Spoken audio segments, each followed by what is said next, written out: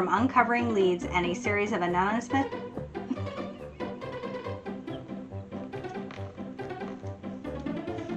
I give up.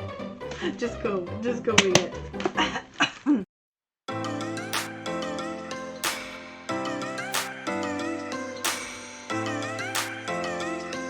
Hey my cozy friends, welcome back to my channel. My name is Jules. Thanks for stopping by. I am back for another round of reading the first in a cozy mystery series to see if I want to continue in the series. So I usually pick 3 books from my mom's pile of books that I acquired from her. So I do have a video. It's my cozy mystery bookshelf tour video, and it goes through all the books that I acquired from my mother when she moved in with me. So most of the books I acquired from her were just the first book in the series. Some of them I do have multiples or the full series, but so the ones that I only have the first in the series, I am reading those to see if I want to continue in the series. So for this round, however, I only picked 2 from her book, and then one is a cozy mystery that I have been wanting to read for a long time, and one of my other booktube friends also is wanting to read it, so we are going to buddy read it. The 2 that are from my mother is Flipped for Murder by Maddie Day. This is a country store mystery. The other one is Buried Secrets by Peg Cochran. This is a Cranberry Cove mystery. And then the oddball out is Live and Let Chai by Bree Baker. So this is one I'm going to buddy read with her. So I'm really having a fun time doing this, reading the first in a series thing. And my list for cozy authors to try is really long.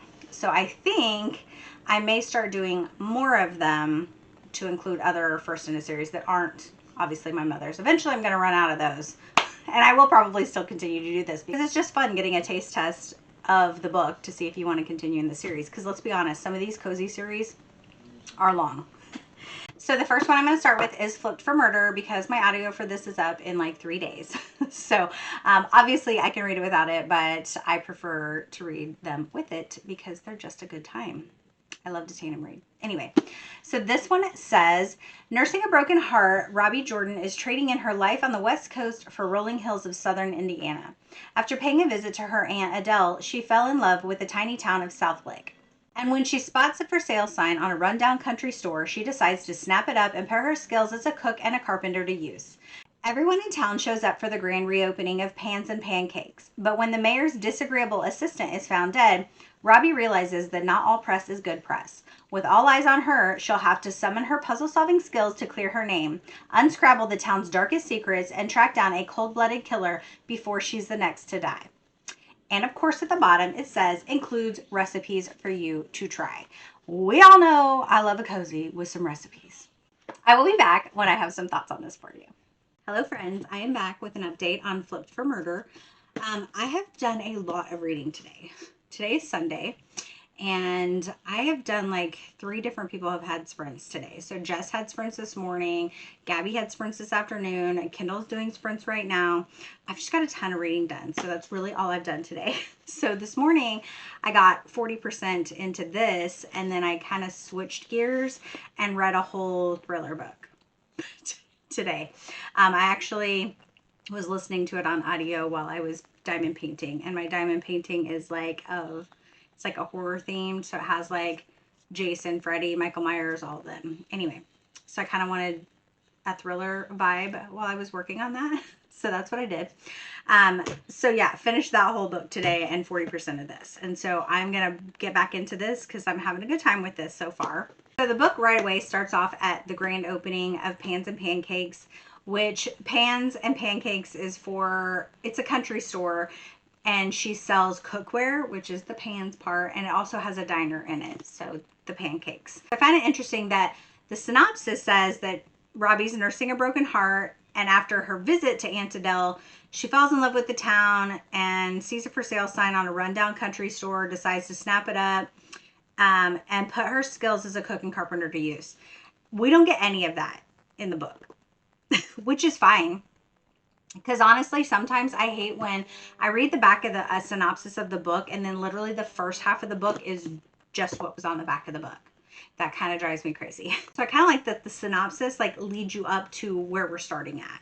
So we start at the grand opening. So different townsfolk are coming in, and you know, there's another kind of a competing country store restaurant type owner that comes in. There's a hardware store owner. Then the mayor comes in with her assistant, and her assistant is not a great person. And we find out that as Robbie was trying to repair and get her store up to code, that she was having a lot of issues with this assistant on getting things approved on her renovations and getting everything coded and up to speed so that she could open. And obviously from the back of the book, it says the mayor's assistant is found dead. What's a little different in this cozy, though, is that the body wasn't found in her shop and she didn't find the body. So the assistant's found dead, but nowhere, in her vicinity, and she doesn't find it. However, the police do find a bakery item from her store in the vicinity of the body. And then they also find something else of hers that she noticed had gone missing that was not in her possession any longer. So obviously she's being looked at as a suspect. And she's like, why would I kill her? She's like, I'm brand new to town. Like, I don't have anything, I don't have anything against her. But then of course they're like, well, you did have a lot of problems with her trying to get your store up and running.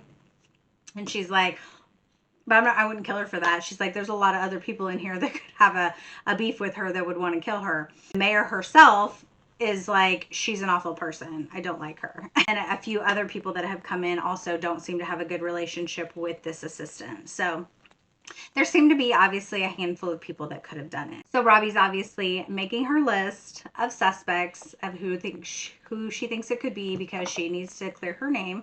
She has not been arrested or anything, but she is a person of interest. And they're obviously trying to figure out why her items were in the dead lady's house. And of course she's like, well, obviously someone's trying to frame me, but she can't figure out why anybody would want to frame her. She also does meet a handsome lawyer who she has gone on a date with. So there might be a little romance connection there. I'm having a good time with this. So I am excited to see where this goes. And I will come back probably when I finish this for my final updates on it. Hello friends. I'm going for a walk on my lunch because I decided that I need to start getting back into exercising, because since starting my YouTube channel, I've kind of let it, I've gone to the gym that's a lie. I've been going to the gym, like, not as regularly, but like haven't completely stopped going. So I'm gonna get back to that. And then I used to work out on my lunchtime, and I stopped doing that. So because I usually am either editing or making a video for my YouTube channel. So I just need to take that 30 minutes. It's only a 30-minute lunch. I need to just not do booktube stuff and just work out on those 30 minutes so that I can stay healthy. So anyway, we're gonna go on a walk. And I'm gonna update you real quick on my, I wanted to say really quick that I'm listening to the audio of Flipped for Murder, and I'm not loving it. It just doesn't match the age of the main character. So it says that the main character is, oh, bitches be tripping.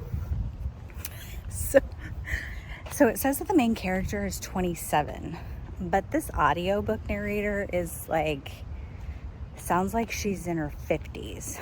So it's hard for me to picture in my mind this young girl who's come and opened this country store when it sounds like an old lady. So I'm not loving that, but I am enjoying the book. I have 60 pages left, so I am going to listen to it while I am on my walk, and then I will come back with my final thoughts. So this house is down the street from us, and I love this property. They have a big old garage over there, and they have a pond in the back. They have a little pool off their deck. I don't love the house style itself because they don't have like a nice front porch, which is kind of like on my house bucket list. But the property itself is beautiful. So me and my husband said that if we ever move, which we probably will, like only one more time. So this is only our second house that we live in. So our first house, obviously we were in our 20s. So it was just a small starter house that we lived in for 5 years. And then we had our house built that we currently live in town. It was in the town that I grew up in. And it's like literally a mile from my house I grew up in. So our house is like 20, let's see, my daughter's gonna be 20 and we built it a year before her. So it's about to be 21 years old and it's starting to need some upkeep. We both have things that we would like I would like to have a front porch, like a covered front porch for reading and hanging out. Not even necessarily a front porch. I would be okay with a back porch if it was like a nice back porch, like screened in and not like a ton of sun. I'd be okay with that too. And then he wants a big garage because he works on cars. Excuse the huffing and puffing. I'm exercising and talking. Oh, these birds are loud. Chase. Anyway. Wow, they're having a fight over here. It's like blue jays. Pissed off is what they are. Calm down. Anyway, so he would like a big work garage. So those are the two things that we would like. And then just, we don't want like a ton of property, but maybe just like a smidge. I have to be close enough to a Walmart or a Target or a grocery store because I forget things a lot. Y'all, haven't been on a walk in like real outside for a minute. Whew. Anyway, okay, so I'm gonna get back to my book. Okay, friends, I am finished with Flip for Murder. So Robbie, somebody was trying to set her up. Obviously, she knew she wasn't the murderer. She does a lot of investigating. She goes to the library to look up some information and about like some of the townspeople, and she sees a picture in like a newspaper that has her mom with two guys in it. She doesn't recognize the other guy, and it was like a big thing that happened, like an incident that happened, and she discovers that that is probably her dad. So she goes about trying to locate her dad because she just grew up with like her and her mom, and her mom never told her like who her dad was. So we just kind of go through her trying to get in touch with this person to see if it could possibly be her dad, who's not in the area that she's at. They do a fundraiser at her store for like a local pet rescue. So that was kind of fun because I used to volunteer at a pet rescue here in our town. So I love anything that talks about stuff like that. So that was a good time. She takes in a stray cat and she names him Birdie because when he meows, he sounds like he's chirping. So that is kind of cute. He's on the front there. So I definitely think I'm going to continue in the series. I don't know that I will own them, and I probably will not listen to them on audio. So I think I would probably just check them out from my library, and then the recipes would be in the back of the book, and I can always just write those down if there's a recipe that I wanted to try. There are 12 books in this series so far. The most recent, if you see me looking, I'm looking at my laptop with the information on it. There's 12 books in the series. The most recent was published in 2023. The titles of these books are so great. So the next one in this is Grilled for Murder. And then they have When the Grits Hit the Fan, Biscuits and Slashed Browns, Death Over Easy, Strangled Eggs and Ham, Christmas Cocoa and a Corpse, Nacho Average Murder, Candy Slain Murder, No Greater Crime, Batter Off Dead, Four Leaf Cleaver, and Deep Fried Death. I love the titles. I love them. A title of a cozy, like, it can make or break if I pick a cozy up. Anyway, so yeah, I think I'm going to settle on 4 stars. We'll continue. It was a good time. It was a good time. Okay, so the next book I'm going to pick up is Live and Let Chai by Bree Baker. I am actually buddy reading this with Wendy, and her channel is Wendy's Inspired Reads. definitely go check out her channel if you have not. She is a lovely human being. So go subscribe to her. I will link her channel in the description. So this one says, life hasn't been so sweet for Evelyn Swan over the past couple of years, but now that she's back in her seaside hometown and the proud owner of a little iced tea shop and cafe right on the beach, things are finally starting to look up until a curmudgeonly customer turns up dead on the boardwalk. With one of her Hallmark glass tea jars lying right next to him and an autopsy that reports poison in his system, it doesn't look good for Everly or her brand new business. As the townspeople of Charm turn their backs on Everly, she fights to dig up clues about who could have had it in for the former town councilman. With a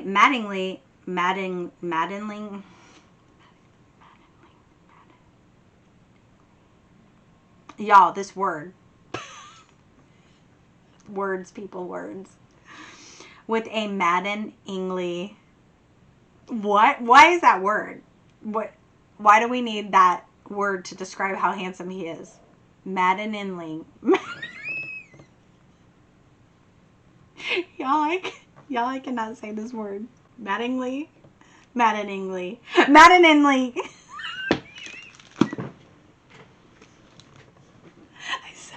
I said it once. With a maddeningly. Why? Hooked on phonics. Okay. Take 20. With a maddeningly handsome detective discouraging her from uncovering leads and a series of anonymous attacks on Everly and her business, it will take everything she's got to keep this mystery from boiling over. That was too complicated for my brain to process those words, apparently. Anyway, I will be back when I have some thoughts on this. I am back with an update, and I am so happy. This book is so fun. It is so good. This is definitely, like, I'm only 120 pages in, but this book immediately loved it. Gave me all the I want to binge this book and this whole series vibes. So I started this last night. Wendy and I are buddy reading it, and we both instantly, we were Marco Poloing back and forth, and we're like, this book is so good. So Everly has the best attitude, and like she has all these little, she's so witty, and she has all these little comebacks, and she's very spunky, and I love it. So obviously she's opened this tea shop, and one of the guys who isn't happy that she opened the tea shop because it's in her house. So like her house is like above it, and she wanted to renovate the bottom level for this tea shop, and he was like, you can't do that. We can't have businesses in our homes. And it took her a lot of fighting to get it open. Anyway, so yes, so he comes in every day. Basically, he wants a list of her ingredients in her teas, and she's like, these are family recipes. I'm not going to share that with you or anybody else. You can't have it. And so he comes in every day with the same like request, and so she gives him a new tea like every day to try, hoping that if he likes the products that he will just lay off of her and just leave her alone. And he ends up dead, and her glass is next to him and it has poison in it. Obviously she's a suspect.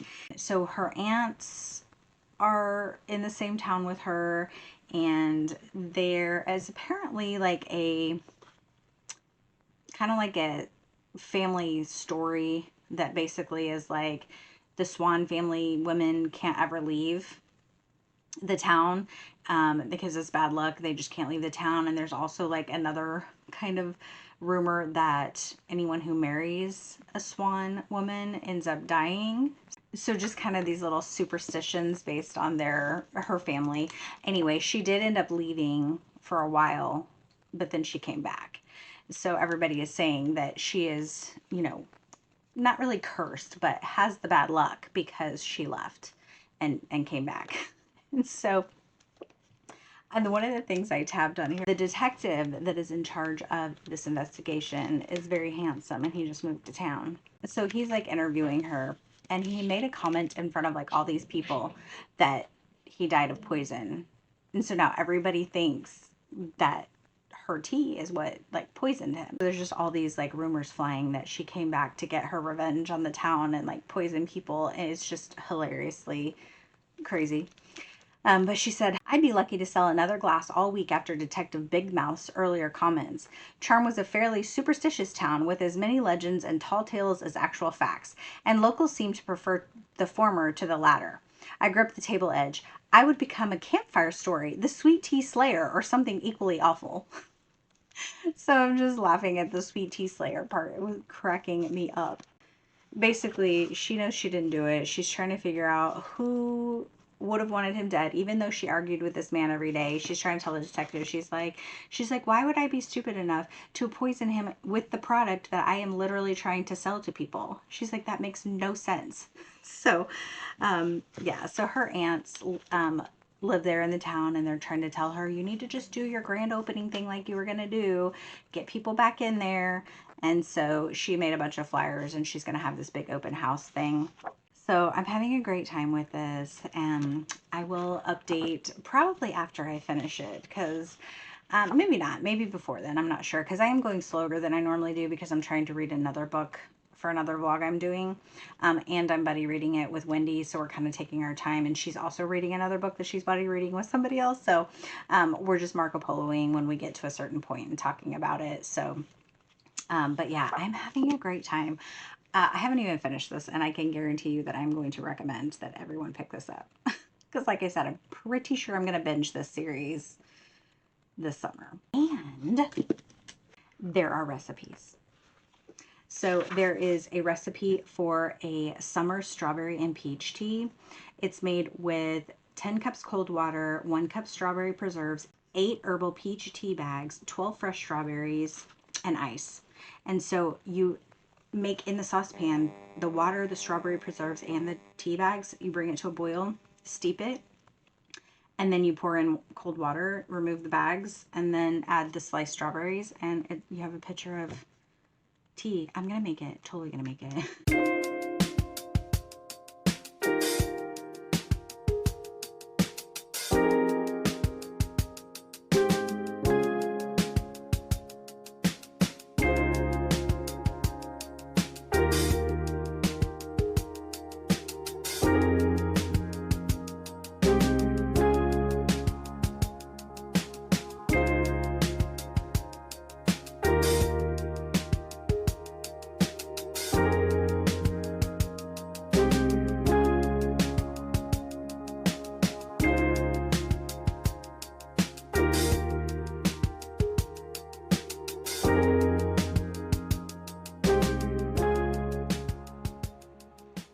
I'm back, and I love this book. I probably could have read this in a day if I was not buddy reading this. So Wendy and I started buddy reading this together, and then Leah Beth at Book Time, she also decided she wanted to buddy read with this, so she had to catch up to us. So we kind of paused and like read something else while she caught up, but she burned through it, and she read this book in a day. So it's definitely that good of a bingeable book that you could totally do that. So she's planning this open house that she wants to do, but in the meantime, she ends up going to the funeral service of the guy that was murdered, because she's like, well, if I don't show up, I'm going to look guilty. And she's like, if I do show up, I can maybe like stay kind of back and like not make myself real like known. So before the party happens, her shop ends up getting trashed. Somebody breaks in and wrecks all her stuff and writes a message on the board that says, you've been warned.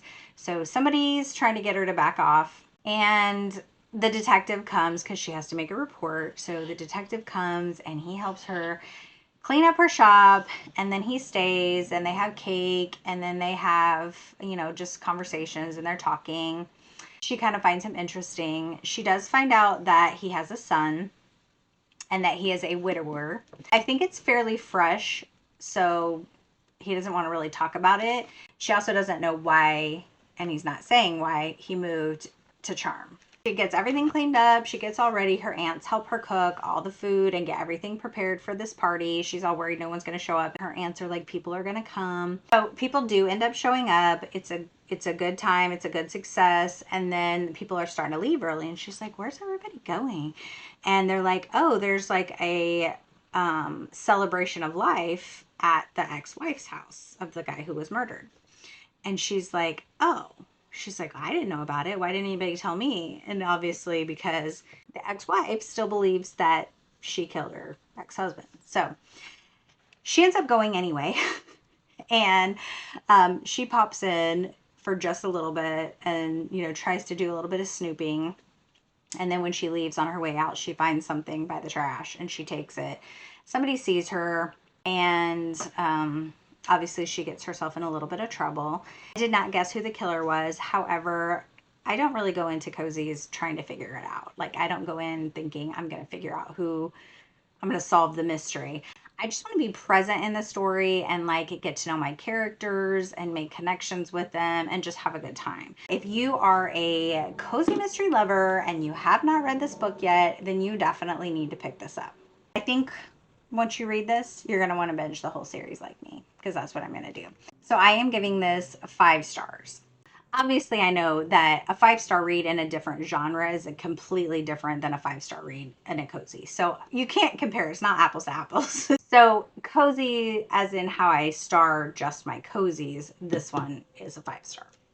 And the last book I'm picking up for this vlog is Buried Secrets by Peg Cochran. It says, when Monica Albertson comes to Cranberry Cove, a charming town on the eastern shore of Lake Michigan, to help her half-brother Jeff on his cranberry farm, the last thing she expects to harvest is a dead body. It seems that Sam Colbert, who ran the farm while Jeff was deployed overseas, had some juicy secrets that would soon prove fatal, and Jeff is ripe for the picking as a prime suspect. Forming an uneasy alliance with her high-maintenance stepmother, Monica has her hands full trying to save the farm while searching for a killer.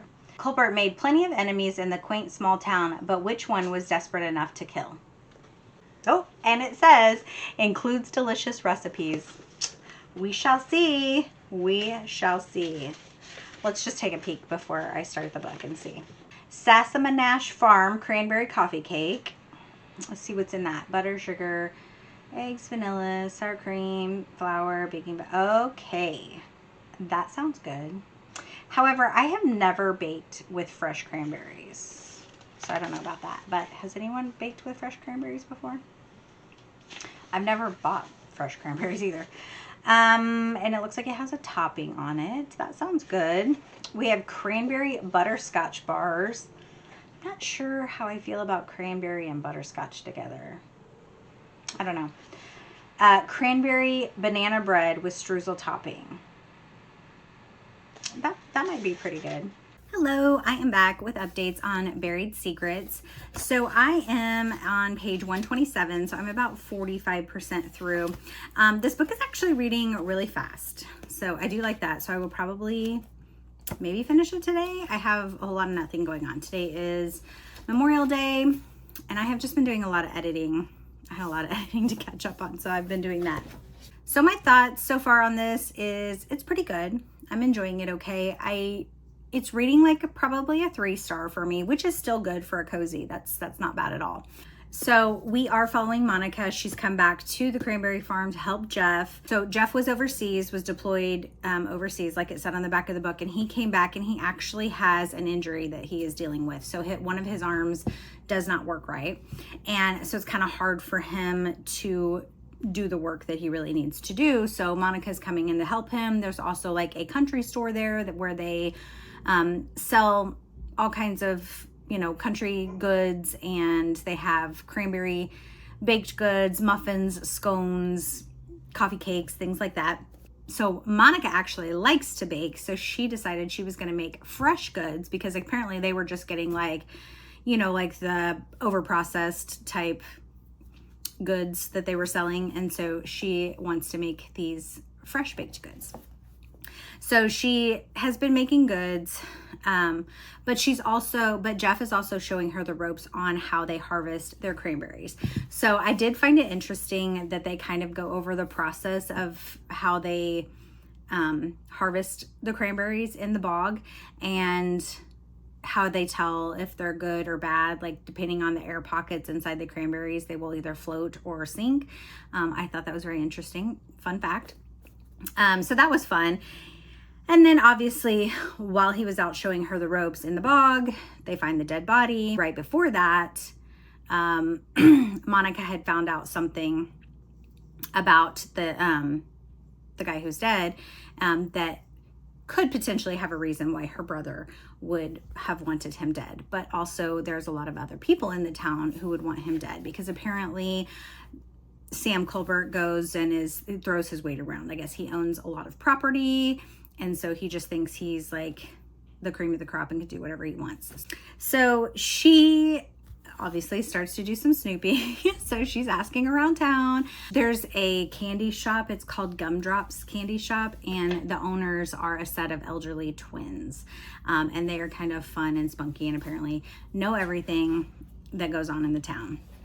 And there's also a bookstore that she goes into, and the bookstore owner is very nice, and she kind of feels like she wants to get to know him more. And then Jeff's mother, her stepmother, comes back to town. Apparently there's trouble in paradise with her dad and her stepmom, and so stepmother has decided to come to Cranberry Cove and is thinking of staying for a while.